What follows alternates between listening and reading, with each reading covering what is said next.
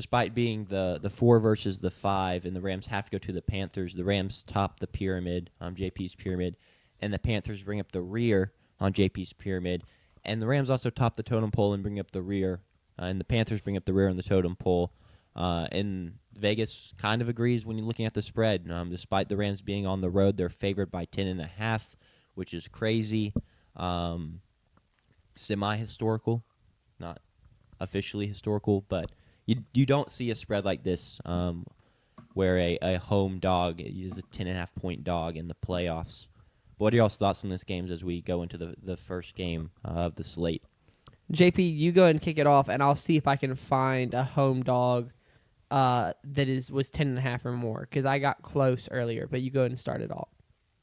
Yeah, sure. When we get to the postseason, big thing for me, of course, I always think about postseason performances, and what have you done in the past. And we're gonna have a lot of first time, playoff starting quarterbacks this year. Bo Nix, you got, and also in the AFC, you have Drake May starting in his first postseason game. And then over here in the NFC, you have Caleb Williams, and the quarterback of the Carolina Panthers, Bryce Young. Bryce this year has been pretty bad by, NFL quarterback standards, pretty comfortably outside of the top 16 in a lot of different categories. He's had roughly 8 or so Bryce Young games, which, if you don't know, are games in which he throws for under 200 passing yards, and he's typically the guy that leads that category. So it's a Bryce Young game in his honor, one of a prestigious award towards him. For sure. At Alabama, he was a clutch quarterback. In big time games, he had his best moments. And so he's going to have to, have that kind of performance and rise for Los Angeles Rams. But on the other hand, when historically there's only been 2 quarterbacks in NFL history that rise their numbers from when their regular season numbers into the postseason, that they play statistically better over the course of their playoff games than they do over the course of their regular season games. Those 2 guys are the 2 guys in the GOAT conversation. That's Mahomes and Tom Brady. So every single quarterback dips, and they didn't. It may dip. They dip 5 yards and they turn it over 1 or 2 more times. But a lot of guys will dip 50 yards, and their completion percentage dips, 7 to 8%. For Bryce, in a year where he obviously didn't have a great statistical performance all year, 23 touchdowns, 11 picks, but he was averaging, just over 200 yards, in large part because of his 400-yard performance against the Atlanta Falcons. I think you have to expect that he's going to have some kind of fall off in this game, and not have a great statistical performance. This is one of many rematches in this postseason that we're going to see already right off the bat in the wild card round. 28-31 was the score of the first one. Carolina shocked the Los Angeles Rams. It was one of those 1 p.m. kickoffs, so a 10 a.m. Pacific time body clock kick for the Los Angeles Rams. And for a lot of those teams that fly out east from west, it's a really tough thing for them to combat. But this game won't be that. This game is going to be kicking off at 3:30 Eastern, so it'll be at worst, noon, 12:30 body clock kick for Los Angeles. What plagued Los Angeles in the first one? It was the turnovers. You have to go straight to the turnovers, and Matthew Stafford had 2 demoralizing turnovers in this game. One, which ended up being a pick 6, and then the fumble at the end of the game, which ended up costing him. He had another interception in this game, but Rams were able to turn a 3 and out immediately after it, so it really had no impact on the game. In this game also, it's pretty much pouring down rain, and Bryce Young didn't throw for a ton of yards, but he did have a really efficient day. He was 15 for 20 for 206, and 3 touchdowns. And Carolina was super efficient in 2 really important categories, and that was on 3rd down and 4th down. Yeah. On 3rd down, they were 7 for 15. On 4th down, they were 3 for 3. I say all of that to say that was a path in which the Rams had the ball, were driving, got into Carolina territory. Matthew Stafford fumbled uncharacteristically, and the Panthers won. All of that had to happen. Stafford had to turn it over 3 times. Bryce Young had to have one of his best games of the season. They had to be uber efficient on 3rd and 4th down. They were able to run the ball well with Chuba Hubbard and Rico Dowdle, and they barely won at home. And it was the 1 p.m. kickoff. So that's why, don't be surprised that, Los Angeles is favored by 10.5, because if that was the avenue for a close win for Carolina, I mean, can you name any other avenues in which they are winning this game? And so I think if Carolina finds a way to win this game, it's going to have to be Stafford turns the ball over again.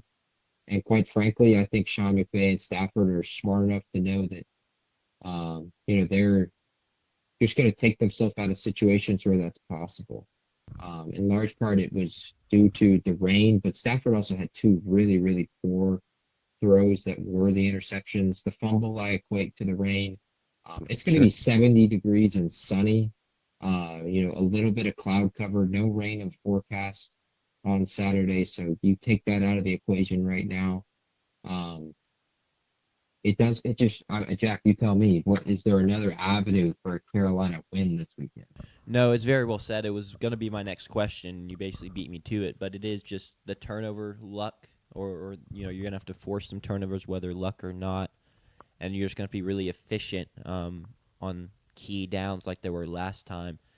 And it's hard to see them repeating that because that's not necessarily been them all season. I mean, they forced a decent amount of turnovers, but that offense has not been that consistent for most of the season. And, I mean, I'll just say it right now. Like, if someone is out there picking the Panthers to win, I'd love to hear their logic. Because if it's not this, what is it? I don't believe there's anyone out there walking around just saying the Panthers are better than the Rams. They're just going to go beat the Rams straight up. I think the Rams are going to have to shoot themselves in the foot some if you're predicting a Panthers win.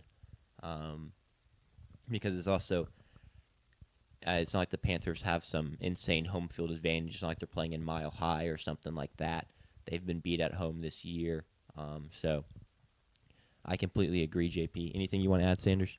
Yeah, I was able to find it and confirm it. So we've never had a 10.5-point spread with a road team favored. We have seen 2 10-point spreads. The first was 2020, Tampa Bay at Washington. Washington covered.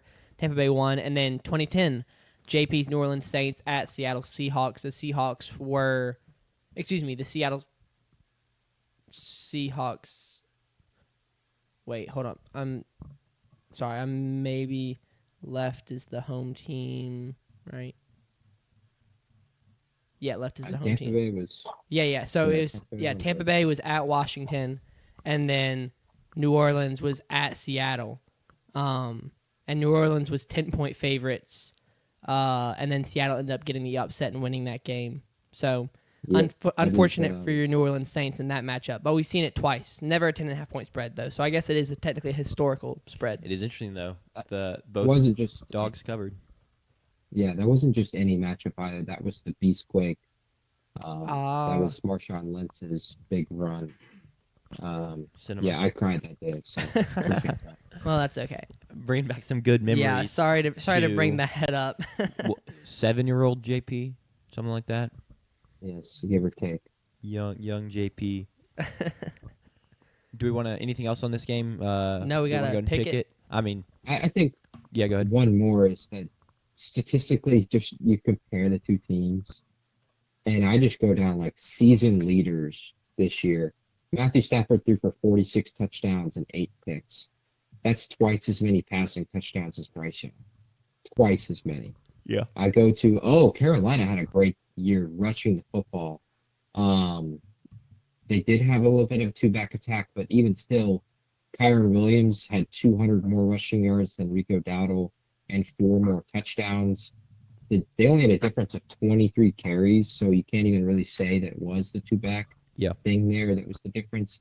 Receiving yards, Puka Nacua has 130 catches to Ted McMillan's 70 catches, nearly doubling him up, has 3 more touchdowns. Oh, and 700 more yards to go with it. You look at even on the defensive side of the ball, Byron Young has 12 sacks to Derek Brown's 5. This is a Rams defense that is really, really good. So the defensive edge doesn't even lean towards Carolina there. It's so many glaring stat profiles comparatively, which is what you expect when an 8-9 team makes the postseason. Correct. Of the like of the Carolina Panthers too. But we can go and get into picking it, and I'll go and start because it's me. I currently own the Pick'em Edge in the NFL by a wide margin, 1 game. About to say, don't disrespect me like that. I had one bad week, go 1-2, and you got a 1-game lead. Hey, don't choke it here at the end. Is what I'm hoping to do. Carolina, we gave those 2 stats right there, and I love those 2 stats of the big spreads. Seattle, of course, won over New Orleans in the Beastquake game, and then Taylor Heineke cooked. Had one of the best playoff touchdowns I've ever seen. Jack, do you agree? Yep. I mean, Is that I'm the one biased. he's diving towards the pylon? Yep. Yeah. That was one of the best playoff touchdowns I've ever seen. His dive to the pylon. COVID game, they didn't even get to have a home crowd there, so maybe they would have won that game just like Seattle did if they did have that home crowd. Which, man, you imagine Taylor Heineke having a win over Tom Brady in the playoffs. That would be something All the most things wouldn't. Yeah. Carolina is a 10.5-point dog. We gave all the statistical edges that lean towards the Los Angeles Rams, but I'm going to go ahead and tell you I'm picking with my pyramid here. This is also one of the best bets this week. I really like Carolina plus 10.5. This is too many damn points. I don't care, how good the Rams are compared to Carolina. I think there are more avenues toward this being at least a close loss for Carolina than it is for being a blowout win for Los Angeles. Sure. We've been betting here at the pyramid, Carolina, probably for the 7 or of the last 8 weeks. And we've been doing pretty well on that because they're shocking a lot of people over the last 7 or 8 weeks. So I'm going to take Carolina plus 10.5. The pyramid would have it as Carolina plus 7.5. So give me Carolina to cover, but obviously the Los Angeles Rams to win. Yeah, as the second place in the pick'em, I'll go ahead and make my pick. I'm also going to go Carolina. We got the historical trend, 2 whole games of the home team covering. Yep. So I'm going to go with that and bet on the home field advantage being enough to keep it a close game. Because, in this situation, you can cover the spread and still lose by 2 possessions. So I'm going to go with Carolina to cover here. Yeah, I agree. 10.5 is a little steep. I'll take Carolina. I really don't see an avenue for them to win the game besides the one we discussed, because the Rams are better at just about everything than the Panthers. But 10.5 is a lot, and the playoffs just can get a little what's the word I'm looking for? Chaotic. A little chaotic, a little tense. Some closer scores. Squirrely. I like squirrely. That's So yeah, we're all taking Carolina to cover, despite none of us feeling good about Carolina in this game. Yeah, I wonder if that'll be enough of an apology for Carolina fans out there that we picked them to cover in the playoffs. No. Carolina would be a 4-point dog per the total. So this would be one of Jack's better bets this week as well. Wow. You get almost a touchdown difference between you and double Vegas. guarantee there. Yeah, it's the a double guarantee. Stamp it.